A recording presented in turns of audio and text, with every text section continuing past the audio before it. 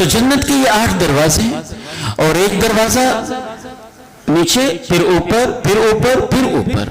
اور غور کرنے سے محسوس یہ ہوتا ہے کہ ہر دروازے کی انٹری کے حساب سے دروازے کی وسعت بھی ایک جیسی نہیں ہے. کوئی کتنا بڑا ہے، کوئی کتنا بڑا ہے، کوئی کتنا بڑا ہے. اندر پھر جنتیں بھی اپنی اپنی ہیں، جہان بھی اپنے اپنے ہیں. پھر اس جنت کے اندر درجے بھی اپنے اپنے ہیں، ان درجوں کے اندر رہائشیں بھی اپنی اپنی ہیں. رہائشوں کے اندر محل بنے ہوئے وہ اپنے اپنے انداز کے ہیں. اس کی تفصیل ممکن نہیں ہے.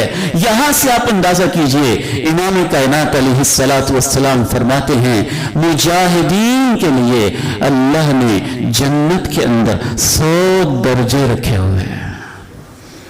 اب غور کریں تو بعض دفعہ یوں لگتا ہے کہ ایک دروازہ تھا باب الجہاد، اس کے اندر سے حج کرنے والے، اس کے اندر سے جہاد کرنے والے، اس کے اندر سے قلمی جہاد، فکری جہاد، قرآن کی تعلیم کا جہاد کرنے والے داخل ہو گئے. اور اس ایک دروازے کے اندر جب انٹر ہوئے تو اس کے اندر بھی اللہ نے 100 درجے بنائے ہوئے تھے.